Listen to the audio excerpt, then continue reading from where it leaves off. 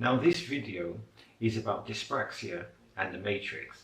So we've got some interesting questions here. The first question is, what is dyspraxia? And the second question is, what is the matrix?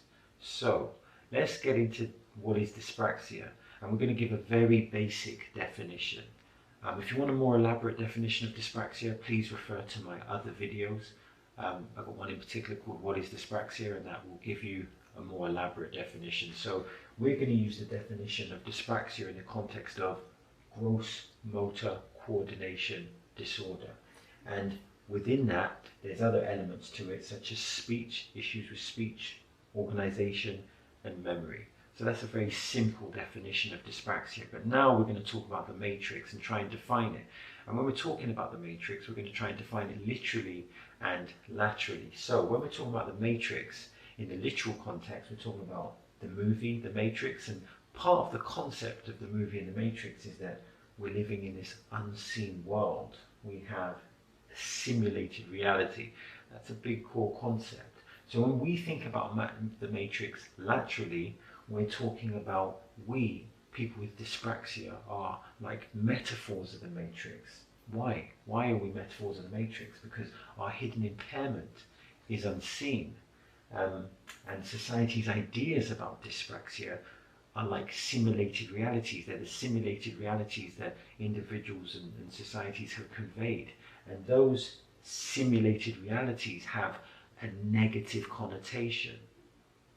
So when we talk about dyspraxia in the matrix and why is it relevant, we need to understand the following premise, and that is that we are all different.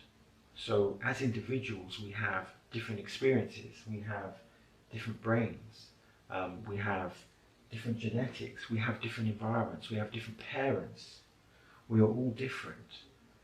But then dyspraxia adds a new layer to this difference. So now what I'm saying is that with the layer of being a human being, we are by the very nature different. But the added layer of dyspraxia makes you even more different. And I'm saying embrace this difference, because this difference can be positive. So for example, Jack has dyspraxia, but he's a great artist. And his dyspraxia actually empowers his artistic work. And Sally is a great lateral thinker. And this great lateral thinking is an aid in her professional and personal life. And this is in part a product of her dyspraxia. So dyspraxia, even though when I say dyspraxia in the matrix, it can be seen as a negative connotation or it can be seen as being negative, I'm saying that dyspraxia can add a new layer to your life and can actually be positive. So let's talk more about dyspraxia and the uniqueness. So as I've stated, dyspraxia creates another level of uniqueness, because human beings by their very nature are already unique.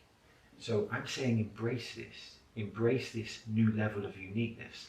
And also what I'm saying is that the burdens, so let me put this another way. The burdens that I've experienced through my dyspraxia ultimately become blessings because I learn. Let's give some context. So Jack goes for the job interview and he's unsuccessful.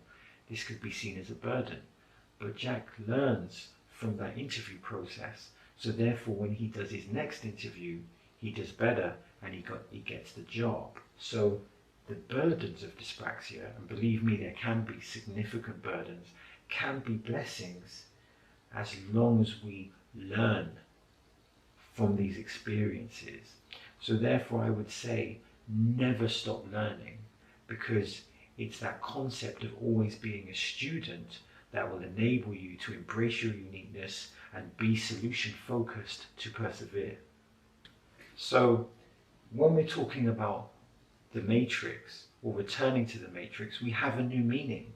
We have lateral thinking, not literal thinking. Let me explain further, because the matrix now isn't just a movie. It isn't just a term in a dictionary. It's actually paradoxical, which means on one hand, it signifies the struggle, the negative reality, but then on the other hand, it signifies the positive difference. So to explain this in context, let's go back to Jack. So when we're looking at the matrix as paradoxical in terms of the struggle, when we take Jack the artist, we can see that the struggle is the social perception, the negative simulated reality, the negative connotation that comes with dyspraxia. But then there's the positive difference of Jack, and he is embracing this, and that's why he is such a great artist, because he understands that just by being a human being he has difference, but dyspraxia adds new difference and therefore has a new uniqueness, and he builds upon this as an artist.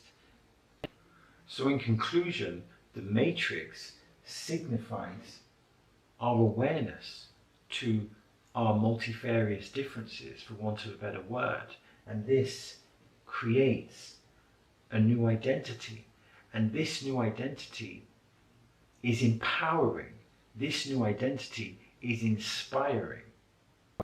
So I hope you've enjoyed this video. If you want to support the channel, like, subscribe, share and leave a comment.